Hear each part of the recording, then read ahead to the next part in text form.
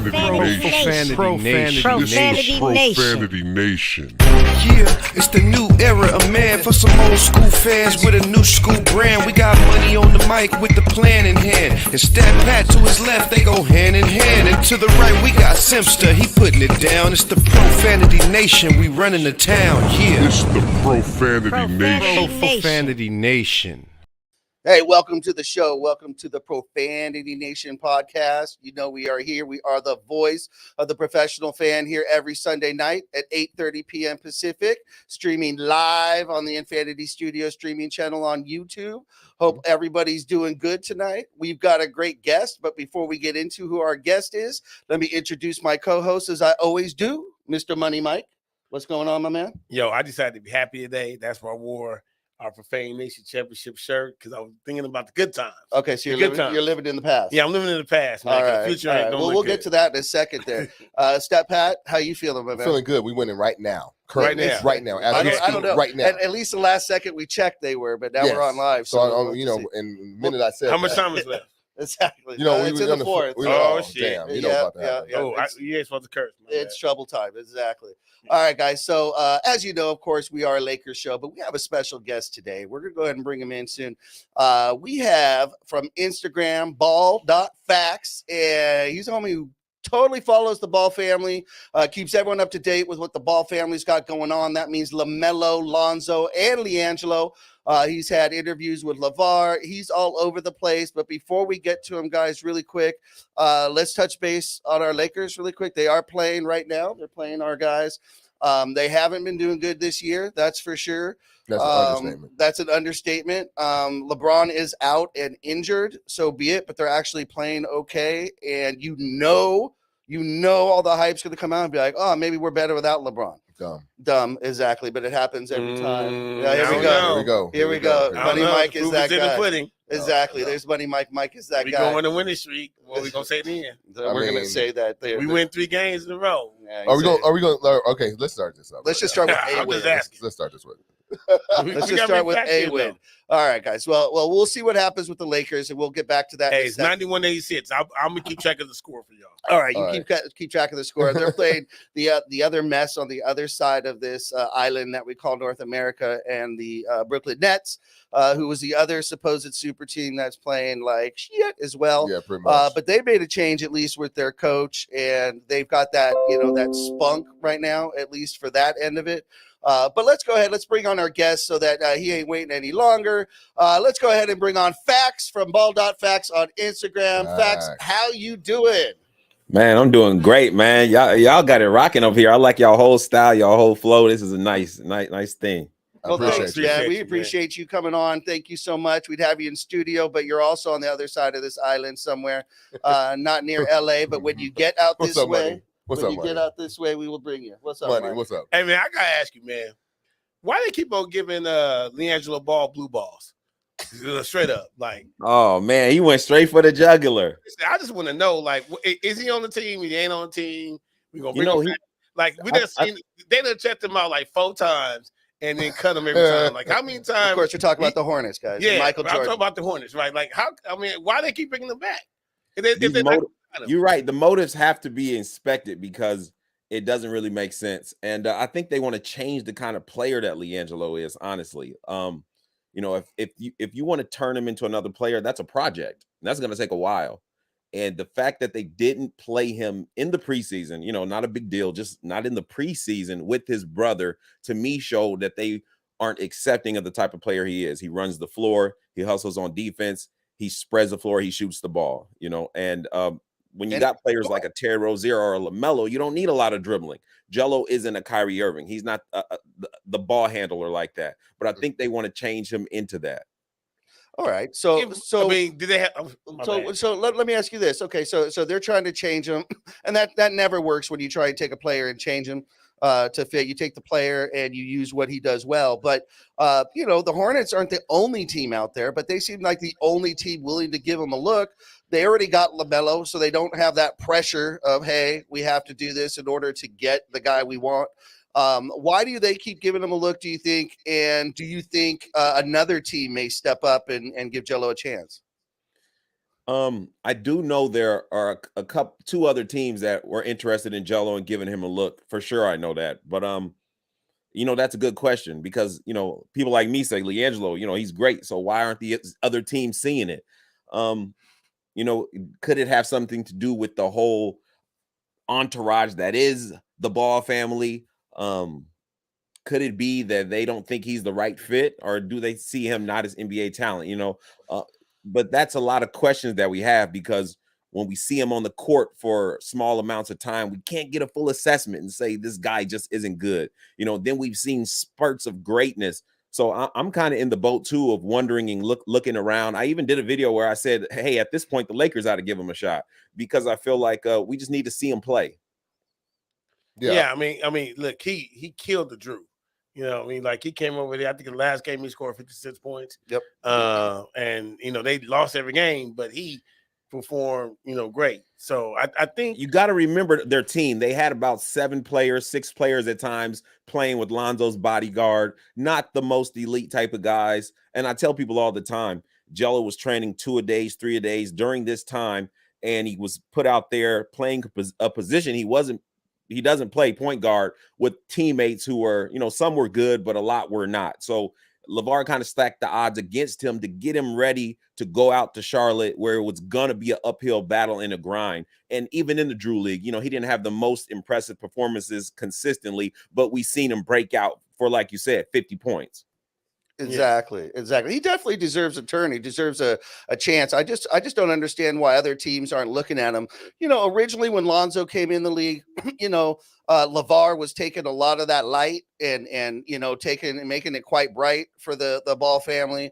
And I think making some demands, and he was very loud, but he's quieted down quite a bit. He's let Lamelo do his thing. He's now letting Lonzo do his thing, and just wants Jello to get a shot. So I don't think it's any of that that's keeping them from giving him a shot anymore. We're not talent scouts, obviously, but we're fans, so we judge by the eye, and the eye tells me that the kid can play. He's a hard worker, and just the fact that he's still at it. Just the fact that he's still fighting, going after it, even though he's had these difficulties to break through while his brother's already there, that tells you, tells you a little bit about his backbone to begin with right there. Yeah, and just to add to that, I want to go ahead and go back to what Facts said, that at this point in time, the Lakers should give him a run. I mean, what's the worst that can happen, right? We're already and I say give up none. And this is no diss to Jello. What it is though there is opportunity, and a lot of these teams are saying they're young and they don't have the space for them. So, but the Lakers, we need all the youth we can get. We need anybody that was some semblance of basketball IQ to come in and then do their job. And if he's going to hustle on top of it, we're missing the intangibles. And I think that he can bring some of that to the table. Is he going to take us over the hump? No. But what he will do is give everybody a better assessment because he's going to have a prolonged run time. It's going to give him more time so everyone could get him, like you were saying, like Facts were saying, a better assessment of what he is truly, and not the little spurts in the preseason or the G League and the Drew League and stuff like that. We can get him against NBA talent and see what he got when we give him some good run. Well, I tell you what he will do is make a 3-pointer. Sign him up now. Well, I was signed him up Facts, yesterday. Facts. What would you say since we're talking about Jello here? What would you say is his strongest point? If you were writing, the scouting sheet on him, what are you saying is his strongest point, and what's his weakest point that he needs to work on right now? It's just opinion. I would say this is, of course, my opinion. His strongest point would be his hustle, always running and being at the right spot. See, a lot of times we don't see Jello get a lot of points because he's so used to playing with high IQ players. Go to the spot and get it. I mean, he's always played with Melo and Zoe. Those are some of the top IQ players that you've seen in the league. So he's used to running to his spot and getting the ball in his spots. And when he's there, whether it's a 3-pointer or a pump fake, and he's going to get you jumping and try to block your shot because he'll pull with anyone in his face and then take it in, which you haven't seen a lot of his mid-range, which he does have.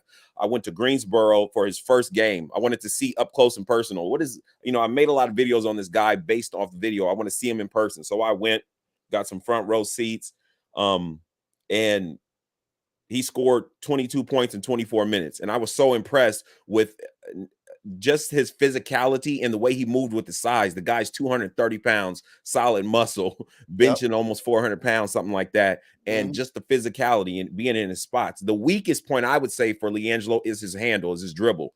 I said I would compare him to a miniature Carmelo Anthony without handles. Carmelo Anthony, when you give it to him, he'll pull up in anyone's face and he can go low post and he's strong. Everyone says he's so strong and he can just put the ball in the hoop. Well, with LiAngelo, he doesn't dribble a lot. He hasn't needed to. So, I just feel that even like the Lakers. Now, this is a good point I always say with the Lakers. To go to the Lake show, you got to be built for it. You got to be ready for pressure. You got to be ready for LeBron to look at you a certain way. And LiAngelo has went through the ringer, whether it being of his own account, his family, his father. I think he's ready for that locker room, those bright lights. He won't feel any pressure he's never felt already. The guy is still trying to make it to the NBA and get scrutinized like he's an NBA player. You know what I mean? But just to answer your question, the weakest point, I would say his handles, even though I think he can dribble. He doesn't really need a lot of dribbles. You give him the ball in his spot, 3 dribbles, he's good. That's all he needs. He's efficient. That's what I would say. And so, getting to his spots and scoring, that's his strong suit. All right, so hopefully he'll keep going. Let's give a shout out to Seronius Maximus. Thank you for joining us, my friend. We see you out there. Thank you for posting some comments. Keep it up. Definitely, you're part of the show. We are the voice of the professional fan, so we appreciate it. Let's get on to. Wait, hold on. Hey, it's 104-89. Lakers are playing really well in the fourth quarter. All right, and LeBron's hurt, right? Just want to make sure. Yeah, LeBron's out, and we got the Nets on the second of a back-to-back. So yeah, I just want to document. We need some chicken soup, so maybe that's some chicken soup to help us out. Yeah, I just want to document that. Who's not playing? Let's move on to our guy, Lamelo. Lamelo is back. He was out for a little while, injured, couldn't start the season on time, but he came back and looks like he didn't miss any time at all. Why don't you go ahead and fill us in on that? So the negative first. Let's get to the negative because I feel the negative is still a positive. He was 1 for 9, from 3-point range. But if you watch the game, everything was just in and out. And he did an interview before the game, and Ashley, who is Bally Sports over there, she asked him, "What have you been doing to prepare? What's the cardio?" And he's like, he kind of barely answered. Said 5-on-5 is really the best for cardio. I got to get back into it. So he was shooting around through the night, getting a lot of shots up. But his cardio wasn't there. And everyone knows you got to get your legs back into it. You got to get your lungs back into it. But I was just impressed with the way that he was attacking the rim, his floater, that floater that he has, when he came in using that floater just from the from Illawarra Hawks, it was just lethal, deadly. And I seen that last night. So I was glad to see his floater, glad to see his aggression, and his team needs him out there. It's been a media trash can out there in Charlotte. They need some positive vibes. They need a kid to come out there and smile, have fun, and put on a show. And I think that's what he did. They did lose. He's got to correct that shooting, but I think LaMelo's going to turn it up. This kid's got so much confidence. I can say that when I met him for the first time, that's what stood out to me. LaMelo's confidence, and it's not forced or anything like that. It's almost like their father just put it into them. They just believe they're the best. If they really told you how good they believe they are, you would say, "What? You're just cocky." But behind the scenes, they really just believe they're that good, especially LaMelo. So I just got all high hopes for him because I see he believes in himself. Look, I told Pat when Lonzo came to the league, I said, "Hey, that last one is the best one." I told right in my line, Pat. I said, "Hey, yeah, we talk about Lonzo. I don't know about LiAngelo, but Melo the best one." Would you agree? Is he the best of all 3 ball brothers?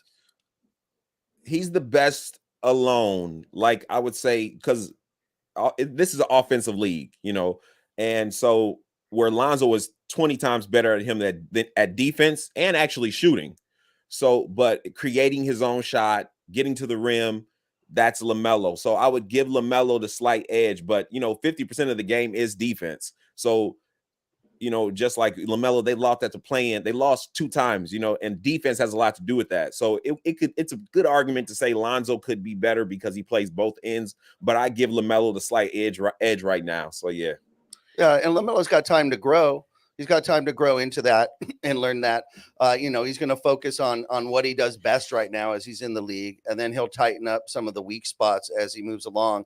And then, getting back, off of an injury, the shot will come.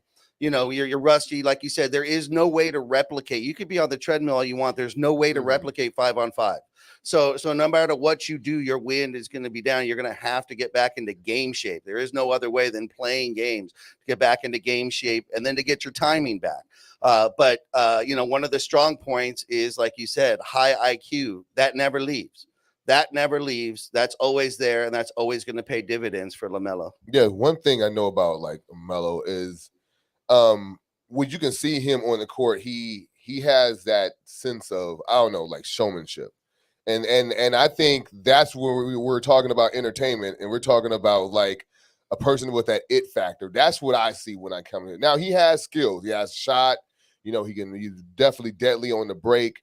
He's going to make. He's a good finisher. He's got the eyes, but it definitely got those eyes, man. I mean, he drops dimes. But it just seems like he has the swag that he knows he's good, and he's ready to prove it. And I think he knows he has the game to back it up. And I like the fact that he's willing to, like, for right now, of course, Charlotte might get a little bit too small for him. He might grow out of that. However, I mean, I think it's a good spot for him right now. That's up to Jordan to make sure that doesn't happen. Yeah, but he will. I mean, it's like this. It's like the pretty girl in Iowa, right? Mm-hmm. Hey, the pretty girl in Iowa coming to LA. I mean, she's too pretty for Iowa. You know what I'm saying? She ain't staying in Iowa. You know what I'm saying? So it's like, it's what it is. And so I've been we have fans in Iowa, by the way. Hey, no diss to Iowa. But it's Iowa. Don't knock Iowa, man. Look, there's one thing I would say. We're going to move over to Lonzo, but look, there was a lot of good things. I don't know if you follow the show or not. I'm not. They call me a LeBron hater, and I'm not a LeBron hater, but I am a realist, and I point out the things that LeBron doesn't do or hasn't done well at the times when he doesn't do it. And so one conversation I've always had with people, especially when Lonzo were on the Lakers, when LeBron was hurt, we were still in playoff contention. Yep. With Lonzo. Lonzo held us. Yeah, and Lonzo held us. And I was trying to tell people all the time that Lonzo definitely kept us afloat, playing 500 basketball. And that was like his rookie year when he was doing that. And I was telling everybody, like, it was a bad mistake to kind of, trade him, because as soon as Lonzo went down, he got hurt, then we just went down in the dumpster. And then, LeBron said he was going to be in playoff mode. Yeah. That never happened. Well, see, Lonzo has the game for this Laker team to blend in with superstars. Like, he's that perfect complementary piece. Like, he's going to play defense at the top, which is going to mask a lot of defensive deficiencies. Right? Yep. He's going to be there at the point of attack. And so you can slow down the ball. You can get back on D a lot easier than you have a sieve at the top of the key when there's always help, and they're already at the rim. Yep. You know what I'm saying? And so, like, to have a person like Lonzo, it's kind of like, having, like, we had Caruso, but Lonzo would have been a lot stronger, like, more physical. And I think that, yes, in the retrospect, if we could have kept Lonzo in that trade for AD, I think he'd still be on our team, to be honest with you. Yeah, he'd be a lifelong Laker. Let's keep on Lonzo here, okay? Both brothers had some injuries. That's going to happen. But that's not necessarily foretelling of their career, how it's going to be. But what are your thoughts on that? Anything to be worried about, or is that just part of the game over there, Fact? It's part of the game, but, I guess it would be weird to say there's nothing to be concerned about, because it could go either way, right? You got an Anthony Davis, you got a Paul George. Injury could go either way, and so far, it's hard to say that he's not injury prone, because every year he's, kind of gotten hurt. But every time he's come back better. That's always a fact. And I'm hearing good news from Lonzo and all positive vibes from that side. So I feel optimistic about it. He has a player option coming up. So we'll see what happens, because I see the Bulls over there. They're building their guards a lot, and so I'm kind of questioning what's going to happen with Zoe when he comes back. Will he come back this year? It's very interesting to see how that's going to turn out. But I think Lonzo is definitely not done. I think he still has a high ceiling. And one thing that LaVar instilled in them is this work ethic just to get better and better. They've trained, LaVar was a personal trainer to kids in the neighborhood, but, they're coming over training once in a while. And Lonzo, Lamelo, and LiAngelo, they're training all the time. So it's just what they do to stay in the gym. That's how Lonzo changed his shot so drastically in such a short period of time, because they really lock in. So if anyone can come back, I think it's Lonzo. And I look forward to seeing what he's going to do, because I look at the Bulls games and I see they still miss him. He's only getting better and better. And I'd like to see him one day come back out there to LA. Your guys' team, the Lakers, you put that on Instagram. You said, I forgot what the title was. It was like the Lakers are trash or something you said. And I said, oh man, I don't want to post that. I got love for the Lakers. I don't want to put any bad vibes out there. I'd love to see, it come full circle and Lonzo go back out there one day. Honestly, I want to see that prophecy be fulfilled, really. Yeah, that's he does belong there, right? It just feels like that's his home. That's where he should be. Now we're huge Laker fans here, but we're realists. We're not homers. We're, what we say is we're the voice of the fan, the professional fan. We take the 300 section and we bring it down and give them a mic. We call it straight, and the front office is just a friggin' mess. It is a mess. If you take numbers, don't lie. You are your record, and Jeannie Buss is 2-7. 2 out of the 9 years made the playoffs. 7 out of the 9 years missed the playoffs since she took over the team. Look, we all love here in LA. We are absolutely infatuated with the Buss family and what Jerry Buss did for this team and for this city, no question. But you got to call it how you see it. And at this point, Jeannie Buss has not gotten it done. You have the bubble championship, which, hey, we tied Boston. We're going to take that. We're going to hold that ring. We're going to wear it proudly. But our detractors call it an asterisk year, call it the bubble trophy, call it the Mickey Mouse trophy. And I got to tell you what, the 2 years that came after that sure didn't bode well for us, and sure just gives them a lot more ammo. It doesn't change the title and doesn't change the gold carat or the diamonds on the ring. That's for damn sure. But it sure gives them another, talking point, and that ain't fun on this side of it. No. And the thing is, it's like when you have, like you said, the bubble championship, and it's messed up because we call it the bubble championship, and we shouldn't be calling it the bubble championship. We shouldn't. Yeah, you guys are the fans. But we feel jaded because of the fact that that's what the thing that they use against us. Other fans from other teams, exactly, use that against us. So we wanted to prove. However, saying all that, unless y'all got 4 or 5 championships, unless you the Warriors, the Bulls, the Celtics, you can't say the Miami Heat, just shut up. The San Antonio Spurs, you know what I'm saying? Unless you're one of these teams here, you will take that bubble championship and run with it. Man, y'all be going dancing in the streets, man. Your kids will be talking about it. It'll be a moment you will be sharing with your grandkids. Don't play games with me. Right now, you will take that championship. Yep. The fact that we are adding to our total to 17, you got a lot, you have a lot of detractors, but you got haters. But at the same time, what I notice is, let's just think about all of our superstars that come along here. And like I said, we're going to be called haters, so be it. I'm gonna wear it. I'm gonna lean in. I'm gonna lean into it. So Jerry West got 1. We love him dearly, but he got 1. That's why he's lower on the list when we talk about all-time greats. Exactly. Magic Johnson won, and Kareem won it in bunches. Kobe and Shaq won it in bunches. Kobe and Powell won it in bunches. All right.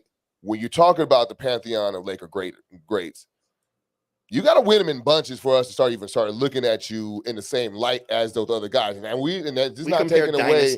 We're not taking anything away from the individual and what he brought to the game, because LeBron James is that guy. But man, if the trade for AD and the acquisition of LeBron only gets us 1 championship, somebody got to get blamed. So it's either going to be LeBron James, AD, or the front office. But now no one's going to leave in this situation 1 championship in 7 years unscathed. I'm sorry. There got to be somebody that got. And that's the luxury that the Lakers have, and the curse. Yes, it's exactly. both. It's both. Success is that way. Facts. Let's get on to Pops. LaVar, A lot of judging out there. In fact, there's probably more judging of LaVar than of his boys. I would think, as far as, you know, was he a good dad? Is he a good dad? Did he do good things? Did he not? Look, man, he's got 2 out of 3 in the league. They're successful. They're prospering. They're getting better every day. Bar injuries can't help that. You know, you got LiAngelo, who, you know, hiccuped in college, but he's still balling. He's still there. He hasn't had anything else since then. Neither of the other 2 boys have had anything, and they're in the league. They're not on TMZ. There are no scandals. Thoughts on LaVar? I guess you got to judge a father by the children. Did they feel loved? Did they feel supported? You know, did they have a happy childhood? And to this day, you can watch a Lamelo interview on Charlotte. If they ask him, "Oh, where'd you learn this?" or "Where'd you learn that?" in a quick second, he'll say, "Oh, that's because of my pops." You know, it's a lot of things from far away, but when you get up close and you see the interaction, so when you see love and you see joking and you see happiness, it speaks for itself. I had my thoughts of what I thought it was before, you know, just from watching the show and watching the interviews, and I'm like, how much of this is showmanship? How much of this is real? You know, wasn't sure, but I had just a belief, and that's why I started my channel on that belief. But when I met him, the things that I believed were true, and that is that he's very supportive. I mean, just imagine, no matter what you want to do in life, if you had somebody in your corner saying you can do it, you're the best, and not only talking about it, but spending the time in the day to go out there and help you do it. Love is not just some little emotion of saying, I love you, I love you. It's really showing it. And, you know, actions speak so much louder than LaVar's words. Everyone's looking at his words, right? And we can talk all day, but when you look at the guy's actions and you look at the guy's children and how they feel, and you talk to his wife, you say, you know, if you're doing this under your roof and everything's good, everything else is noise. So I got a lot of respect for LaVar. And you know, everyone has pride. You know, I've seen LaVar's pride, and sometimes where pride can be negative, that same pride is what helped you get over the hump. So you got to take the good with the bad. And you know, I totally got a lot of respect for the guy. You know what's funny? You know what's funny about that is, like, you know, because, you know, obviously I'm a father, I have 2 girls and stuff. And I talk a lot, right? And I talk so much that my wife, when she's ready to go, she comes out, she'll come next to me and rub my back. And that basically is letting me know that I need to wrap up this conversation. She's ready to go, right? We need a back scratcher over yeah, here. yeah, literally. Like, you know, that literally is like what that is. But I'm saying that to say is that, you know, my kids are used to me talking to everybody all the time. So this is something that my girls are used to because they see it every day, you know, and they want me to shut up sometime, but they know I'm going to talk, right? So it always tripped me out because they always, when they would go and ask, you know, about what LaVar is saying, whatever, they grew up with that. They grew up with him talking loud and you know, being, you know, forecasting what's going to happen. They grew up with that like all their life. So for them, it was a normal thing that they saw every day, right? For the media in the world and ESPN and TMZ and all that stuff, it was new to them and they didn't understand it. But the kids, they never bothered them because they've been doing it his whole life. He's been getting people in the face all life. He's been talking trash the whole life. So that's why it always was comical to me because, you know, they're used to that, so it never bothered them, and everybody else wanted it to bother the kids. But I'll say this: if you don't like LaVar, you might not like LaMelo. They are so much alike. When they're around and talking, I'm like, wow, LaMelo is a lot like LaVar. He says what he thinks. He, you know, sometimes, you know, he gets to his professional mode. He tries to get there for these interviews, and you know, but you'll see still slip out. You know, they speak what's on their heart, what's on their mind. They're very candid, and they're just used to it.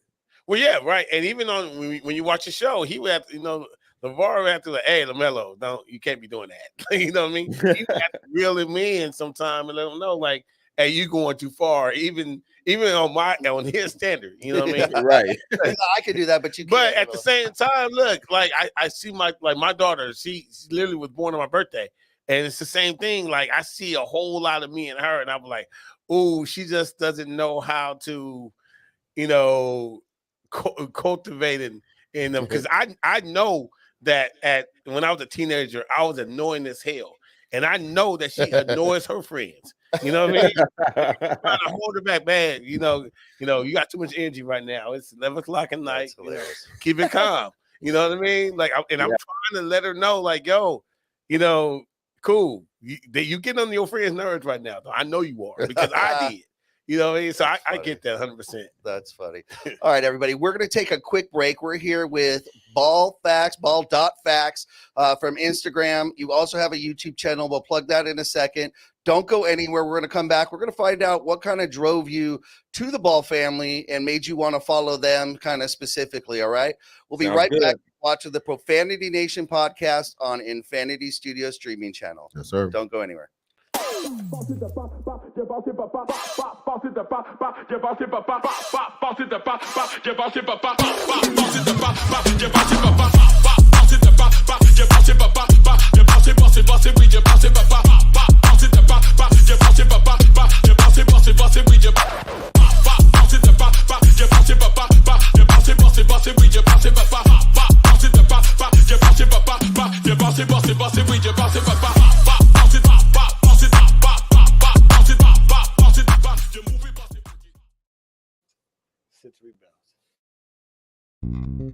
United One Protection Services. With over 30 years of experience, United One Protection Services has more expertise and knowledge than the other security companies combined.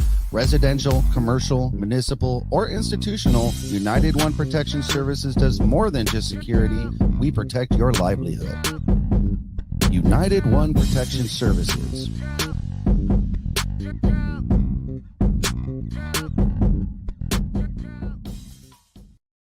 Hey, welcome back to the show. We are the Profanity Nation podcast, voice of the professional fan.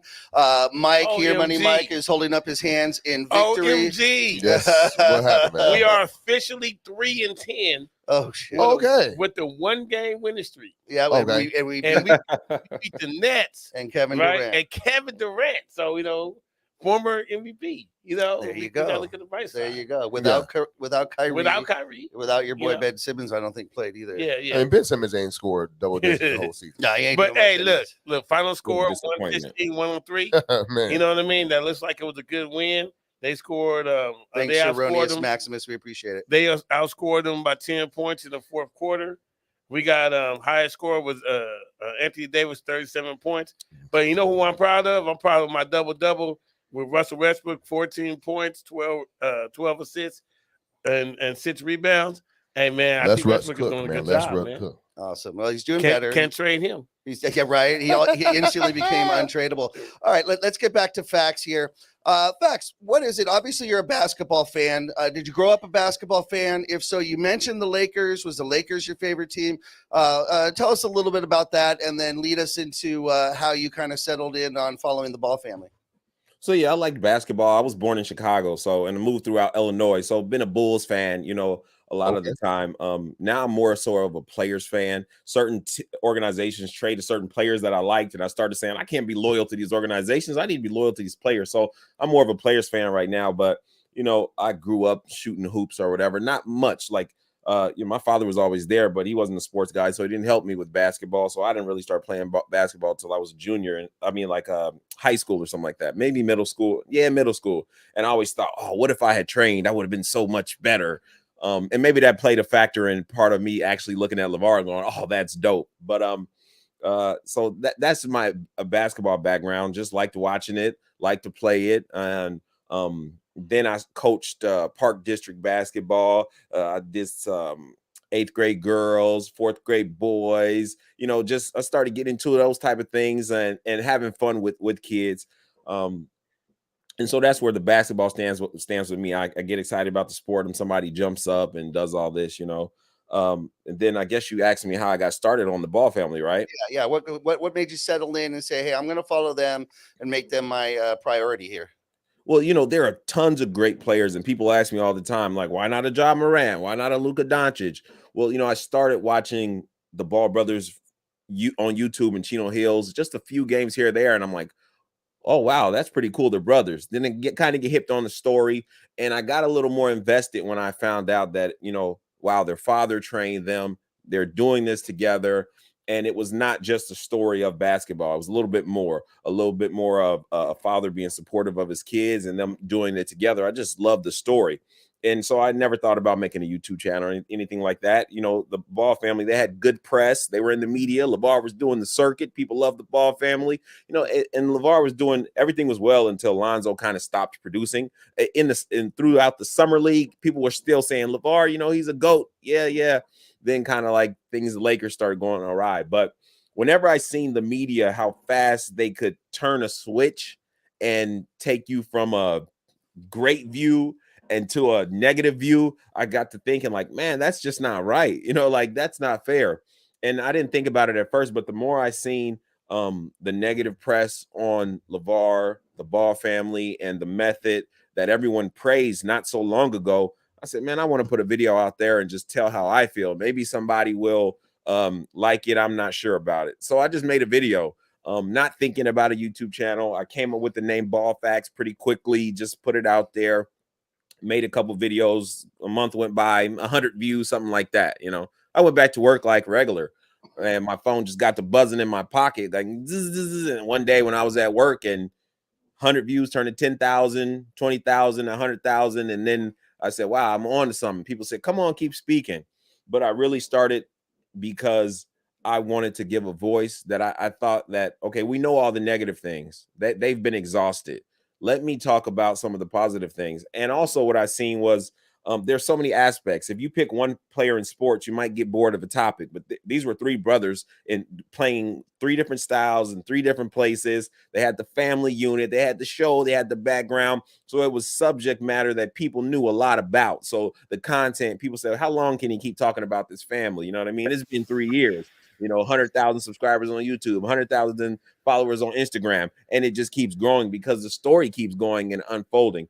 But long story short is, just like you guys, look at the production you have. I can't tell any difference between Fox Sports and ESPN. The quality, the execution, you guys' personality, your delivery is just really on point, and it's a media that I look at and I want to watch. And I said, I want to get that same standard, that level of media, and say something different than the mainstream media. Yeah, because look, everything. Hey, first off, I appreciate that. Thank you very much for that. That was great. Thank you. That was great love. Thank you. Yeah, definitely. I agree. Thank you very much too. But yeah, that's the thing about it. Like, it's very true. When you say the negative media, there's not that much negative that we really could put out outside of the incident, that one incident. Yeah. In overseas at UCLA. To me, I've never really, other than that, everything is been everybody's opinion about what they don't like. So I appreciate that you kind of balance that narrative based on somebody's opinion. The fact that there's so many stories all the time about deadbeat fathers and obviously in the African American community, all that stuff. And you have a guy that's there every day, so active, and people still trying to find a reason to knock him. That they can be whatever they want to be, and people are trying to say, oh my God, how horrible he is, how disrespectful he is, when he doesn't allow people to create a narrative for him. Right. And to go on what you're saying is, I think that the way he came out, people saw it as being abrasive. Like it was something different. Like, it was almost like anything different. They wanted the kids. They thought, oh, he's living vicariously through his children, right? He's living like his dreams through them, and he's talking like that loud father at the sidelines of the football game, high school football game. But when you start to really think about it, it was funny because it was almost like the media was trying to attach Lonzo's play with his attitude, and then once Melo came in, and he had a guy that was his son that was doing really well. Now it's like we don't hear about LaVar. I know LaVar's still talking. Yeah, that's a good point. I know he's still talking, but at the same time, it was like, ha ha, see, your son felon. You should have been kept out. Let him go ahead and get some real help let them go ahead and get some real help, and you stay out of it. Let the professionals handle it, dad. And now Melo come in there showing that, yo, man, I got a formula. I know what the hell I'm talking about. My sons are professional athletes. They are successful. Yep. We can say what we want about, Jello, but Jello would be any dad out there would love to have a guy like Jello fighting his way into the league, getting him in and out of the league. You know what I'm saying? Like, that's a dream. Like, my son almost make the NBA. I can still say, he didn't make the pro, but he made the NBA. That's an accomplishment. Yep. We shouldn't. This fool. I mean, he had the formula, and I just find it funny that we don't talk about his attitude and how abrasive he is now, because now they look at like Facts was talking about. You see Melo, and Melo still got that same swag. He got the same LaVar swag that is so. So what you gonna say now? Oh, the apple doesn't fall too far from the tree. He been saying that from the beginning. You know what I'm saying? So it's what it is. And I'm like Money was saying, I'm happy that we have some people with voices of reason that can come out there and balance the narrative to give us another perspectives and show all the positive that comes with. Because he never had it wrong. He had it right. It was just he was different, and the media had to catch up to his attitude versus what he had to conform to what the media wanted him to do. I like what you said there. I never thought of that, and I'll probably use that in a video, man. So thank you. It's not LaVar has not stopped talking at all. They just stopped putting the camera in front of him. They just stopped, you know what I mean, getting the sound bites. It would have been something. LaMelo Rookie of the Year, LaMelo All-Star, and they're just saying, "Oh, let's talk to LaVar. He's got to get some credit." And I never understood that. They would say, LaVar, you're living vicariously through your kids. You need to be quiet. They're the superstars. They deserve the credit. They did it. And it was almost saying to normal folks out here as if being a great basketball player is something to applaud, but being a great father doesn't mean anything. You shouldn't get any accolades for, raising 3 sons, and not just raising them, because, that's great, but also preparing them to have a career field at an elite high level where a slim chance to get in. Why isn't that something that we can applaud him for? Where's the award saying best father a year award at the NBA? Really showing just the society that it not only putting the ball through a hoop is cool, but also teaching your kids something, learning, investing in your children. That's cool as well. So a lot of people have said to me, man, why are you still talking about LaVar? Just talk about the Suns and the basketball. I always kept that aspect of, this is important as well, because without that, we don't get any of the Ball brothers. We get none of it. So to say we don't like the tree, we just like the fruit is a weird thing to me. And I've always been ready to keep them connected, because they are connected. Their family is still so close to this day. They talk all the time. The first thing that happened when I went to LaVar's house, he's like, he just called his sons and started letting me talk to him on the phone. And Lonzo comes over and he's like, don't believe the narratives that, we're not a tight family. We're still tight. It's just something people want to put out there. But when you grow up that tight, like Tina didn't potty train them, LaVar did. So you're not going to lose that bond overnight. It is what it is. Even if you have little, disagreements, when you're that close a family, I would never bet against the family. Everybody does. Everybody does. Yeah. Now you picked up really quick. You talked about it. That's kind of what drove you here. Facts. You picked up really quick on the media's MO, and that is American media loves to build them up so they can tear them down. And then the only thing they like better than that is giving them a second chance and building them up again so they can tear them back down. That's the MO. That's the routine of American media. So the fact that you're allowed them to build them up and then keep it straight, it's respectable and it's honest. I love it.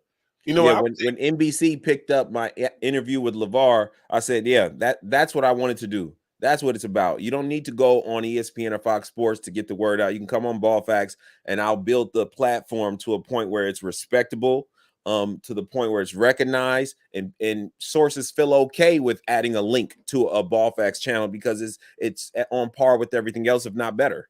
Exactly. Well, and look, I'm gonna tell you one thing that he's also shown them.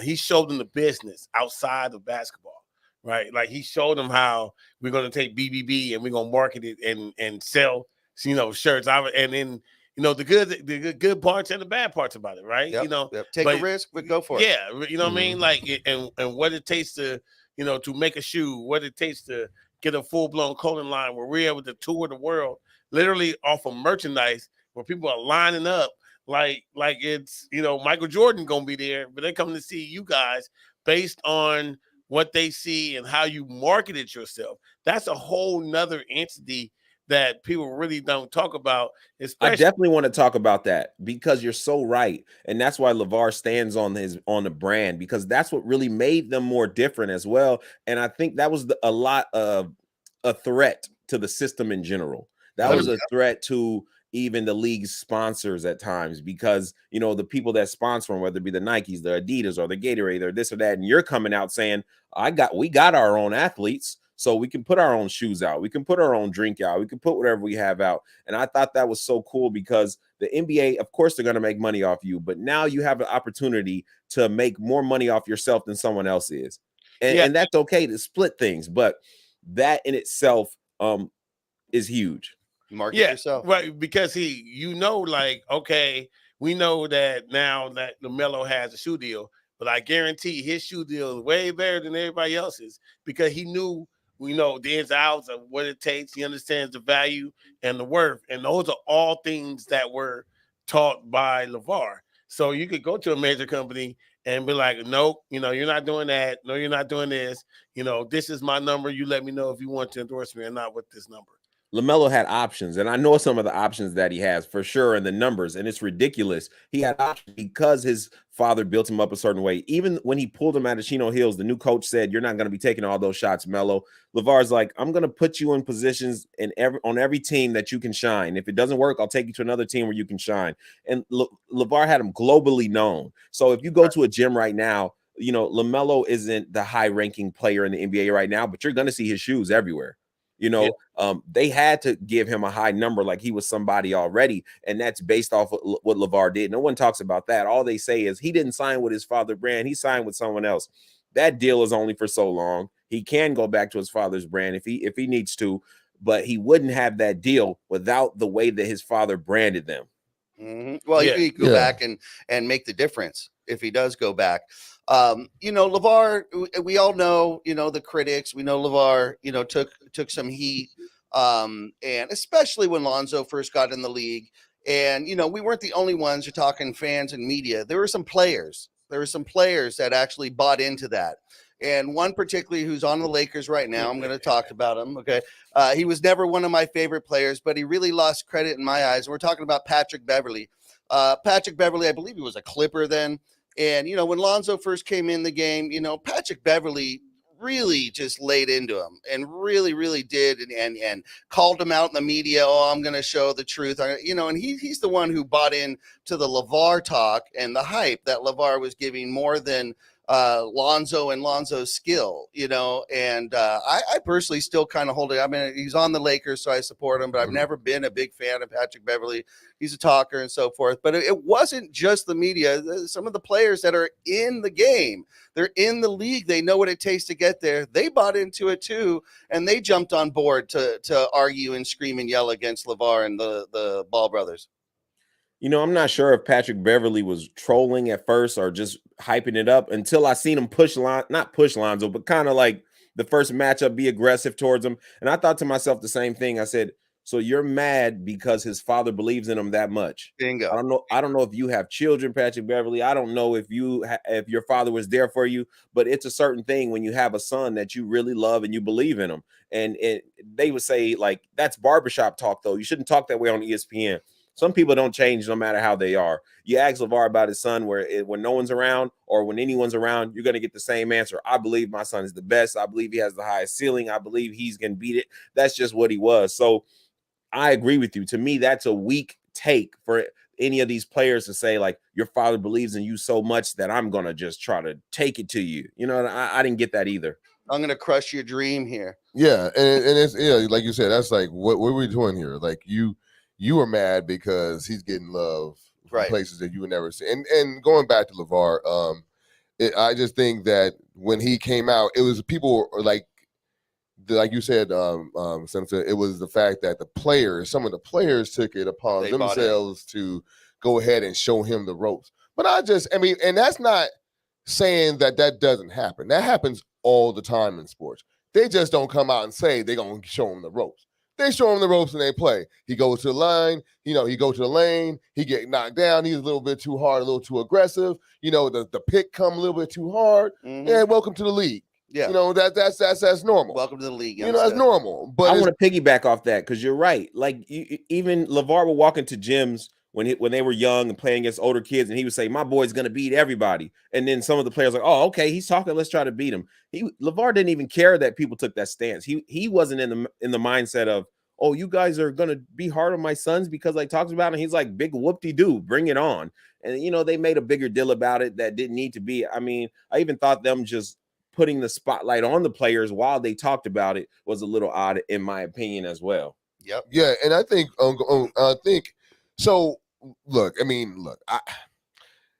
Lonzo, I wouldn't say was dealt a bad hand because he was able to come to Lakers. However, if you have a father that's talking you up as much as LaVar is, the last team you want to get drafted by is the Lakers because you know where to hide. The Heat. There's literally nowhere to hide. Either you have to be the best of the best of the best, or it's really going to get hard because it's unforgiving. But it's a pressure cooker that iron sharpens iron, and you know what I'm saying? And, pressure makes diamonds, and you know what I'm saying? And so if you can come through the pressure cooker of Los Angeles and LA media, then everything else is cake. You know what I'm saying? Versus LaMelo having the skills and is looking like, damn, he's killing over there with the Hornets. So it's like, damn, he balling, but it's the Hornets.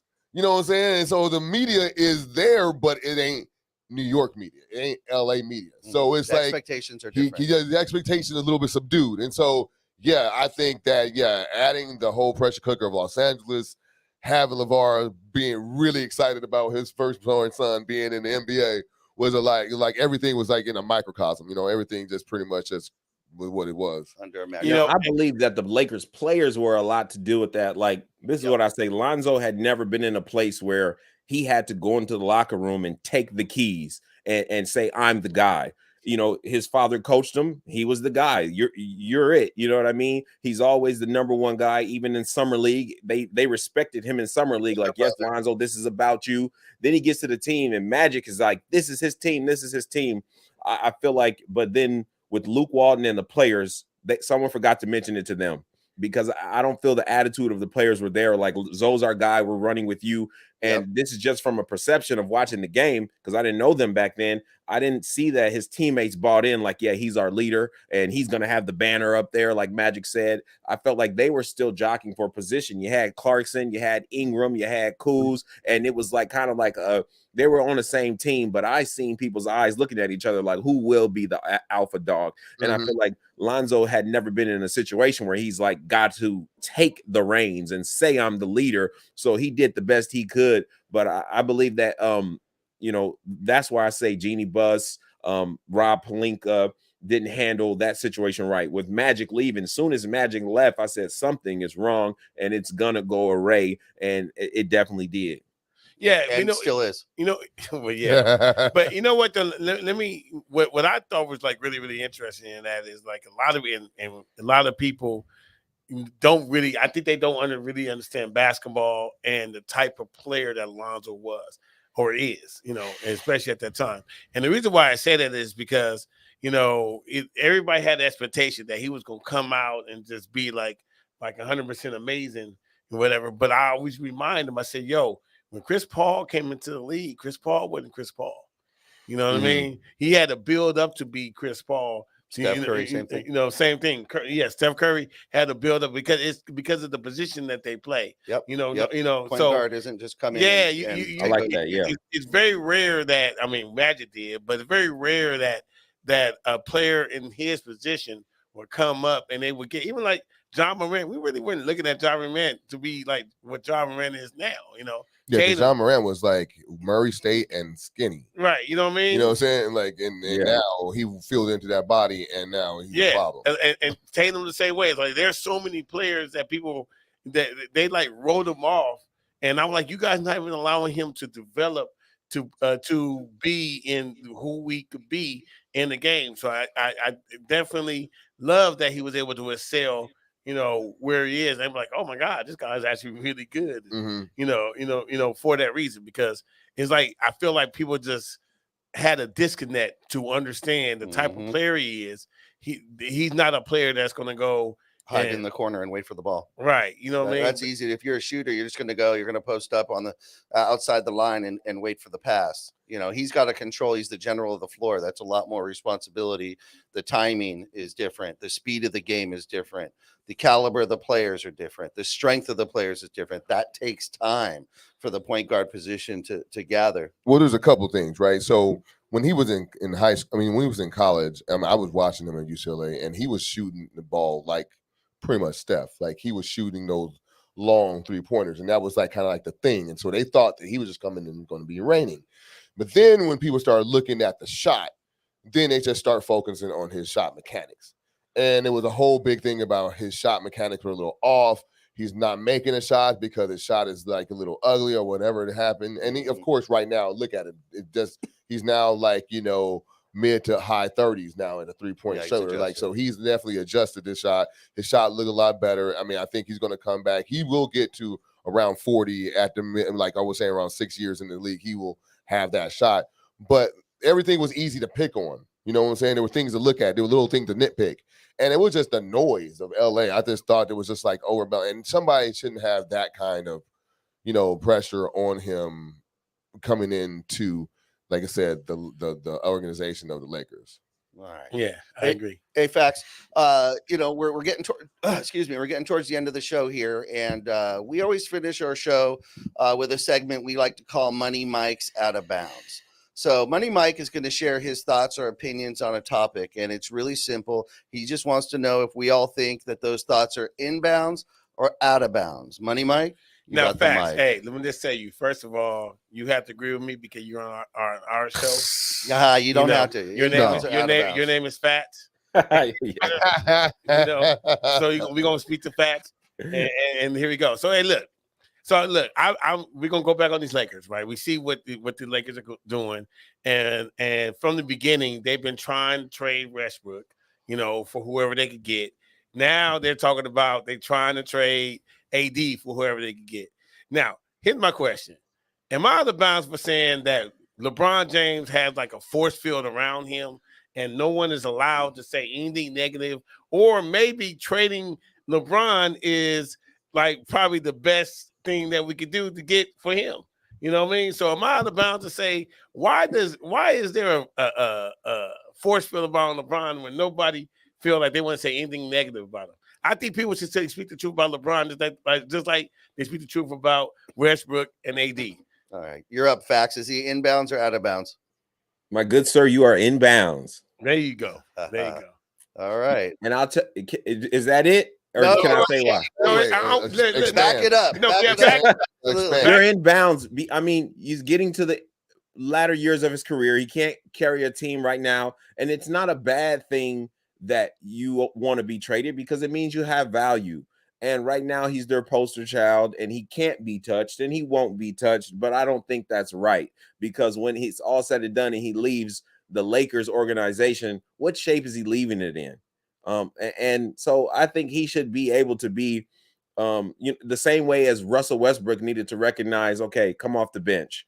The same way as LeBron can recognize, like, all right, I'm saying I want LA to be, such a good team. Look around you and see what's going on. You got to be open for discussion and see what they put on the table. You can't just be like, I'm King James and that's it. Every player is a player. You're all players.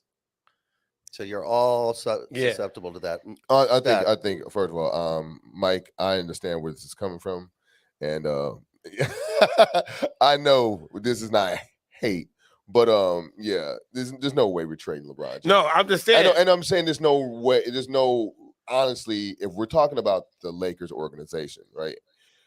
How can we do that and at the same breath try to pitch some free agents coming to the Lakers? How do we do that? How do you trade LeBron James? And especially after you had 2 years to try to make a team around him. Now, the fact is this. I know LeBron James is not LeBron James of year 15, but he's still getting 27 and 7. And he's still getting if he's getting 27 and 7, and that's your base, and that's what he can give you on a nightly basis, he shouldn't have to carry the team because he's in year 20. So if you're still doing it, if I can say to myself, I'm going to give you guys 27 and 7, and AD does his part, it's literally on the front office to be able to give me players 1 through 3 to be able to go, or I would say 3 through 5, Yep. to like spread this load out. Like, why we don't have an 18-point a game scorer on this team? Yep. Why don't we have a 14-point game scorer with Consistent. with top 10 in the league assists, or having the 40% 3-point percent, a specialist? Like, we don't have the necessary tools to even create a team. So I know that we want to go ahead and probably get something for him, but we got to think about the long game. Ain't no way in the world we go ahead and treat LeBron James this way for him to because Clutch is still going to be there. Even though LeBron don't play, Yeah, they're going nowhere. Rich Paul is still going to be young enough to cause a lot of damage for the next 20 years. So let's not play. Let's think about it. Let's pump our brakes here, and let's think about the ramifications if we do not treat LeBron James with whatever respect he thinks he deserves. I'm just saying. All right. So you have. So is he inbounds or he's out of bounds? All right, he's out of bounds. You're out of bounds. Well, why am I out of bounds? I mean, because you want to trade LeBron, but you don't agree that we can't do it though because of logistics, not because of basketball performance. What do you mean? Why would it be basketball performance? He's playing well. Why would it be basketball performance? He's still one of our top performers. If it's 27-7 and he's shooting almost 50%, how is it basketball performance? Well, I mean, Westbrook getting double doubles right now. Okay, but him? you're not trading him though. No, why are we not trading? But we're not trading. I'm just saying, why can't we have a conversation? Why can't he be in the conversation? Well, why is who you going to get for Russell Westbrook though? That's the problem. Why you said why not trade Russ? What are you going to get for Russ? All I'm saying is, we have 3 people. We have Westbrook, we have AD. Why is LeBron untouchable? Basically, everyone says, you should get rid of AD to get assets. It's time. You should get rid of Russell Westbrook to improve the team. But nobody says, you should get rid of LeBron. I'm going to say you're out of bounds. However, it is close. And the reason why it's close is because there's really only one team in the league that shines brighter than the players, and that is the Lakers. Any other team could never afford to get rid of a superstar like LeBron and survive that. You just can't do it. The Yankees are, in baseball, they're that team. We're the Lakers. We're that team. We're the only team that could probably say, hey, we're doing what's right for the team, and we're going to do this and survive it. However, you're right. And the optics aren't good for free agency, and it's quite possible, we'll never know, but it's quite possible that giving Kobe that extension when everybody already knew Kobe was done is what brought LeBron here, knowing that he could finish his years in LA and LA will take care of him through the end. It's quite possible. Now, we know you may regret that decision ever even happened, but it's quite possible that came into play, which means it's quite possible that could be in our next free agent superstar's mind as far as where they're going to go to play out and make a difference in this league. So, man, look, I say trade that dude to Phoenix, let them try to win the championship. Then and LeBron, if they win, how do you feel? Then, cool, No, yeah, right. Then you got Devin Booker and DeAndre Ayton. All right. Well, look, there's what this is what we need to do. This is what we need to do. We need to stop. Hey, we need to stop talking about any trades until we improve our front office, because they don't have the right frame of mind to make a good trade that's going to improve the team anyways. So it doesn't matter who we trade. Right. They don't have the caliber. But we're not going to acknowledge that LeBron is the GM, right? Because the reason why Westbrook came over here that's is because the problem. That's the LeBron. problem that the front office allowed LeBron to be the GM. That's why. Just admit it. He's in bounds. Because we got to get rid of the front office, and that is LeBron. I'm calling Pelinka out. I'm calling Jeannie Buss out. They're the ones that are on the hot seat right now. And Jeannie Buss, please, we know you're watching, right? Jeannie, please feel brave, feel strong, hire outside of the Lakers family if you need to. You don't have to stick with referrals and or people who played within the Lakers organization all the time. There are lots of high caliber executives and front office people. Expand the front office. Coach. Our scouting is tremendous. We probably have one of the best scouting teams in the league. South Bay does great. Our young players, you name them, everyone we trade away is balling. straight balling right now. If you name Jordan Clarkson, Brandon Ingram, they're balling. We have the scouting. We just need the GM to put these pieces back together. We need someone of caliber. Mitch Kupchak, it was time for him to go. That's fine. But putting Pelinka in there, first-time GM, just because he, had a relationship with Kobe, that was the wrong decision. Own it, move on. No excuse for that extension. Ball facts. Look at USC. Once USC went outside of their family, Big all of a differences. sudden we played really well. Big differences. Yes, Jeannie Bus is calling LaVar Ball right now. Zach, hey, there you go. There you go. I love it. Sir Rodius, you're awesome. Yeah. Ball facts, please let everybody know who's watching and listening the best way to keep up to date with you and what you've got going on. You want to keep up with me, the entire Ball Facts movement, YouTube, Ball Facts, Google. We're going to be the #1 pop-up. So ball.facts on Instagram, or you can go to YouTube and just type in Ball Facts, and we'll be there. We're going to be dropping heat for all the Hornets games, Swarm if they ever play LiAngelo, and Lonzo when he comes back as well. I'll keep you guys connected on all that. You're Appreciate awesome. you. Thank you so much for joining us tonight. Thank you for taking time out of your night. We really appreciate it. Our followers and our listeners appreciate it. To everyone out there, you've been watching the Profanity Nation podcast exclusively on Infinity Studio streaming channel and available on all podcast stations this Tuesday. Every Tuesday we release the podcast. So we will be back next week, next Sunday, 8:30 p.m. Pacific. You know where to find us. Thanks, everybody. Thanks, Ball Facts. I got Thanks. one thing. One thing real quick. Shout out to my boy P. Johns. It was his birthday today. He's a friend of the show. He listens every week. So yeah, we want to let you shout out to all the people at P. Johns. If you're out there, man, peace, man. Happy birthday, man. And yeah, dude, thank you for listening, everybody here at Ball Facts. Thank you for coming on the show for us. Thanks, guys. Gym goals, that's my time. That's it. Thank you so much, everybody. We'll see you next week. Peace.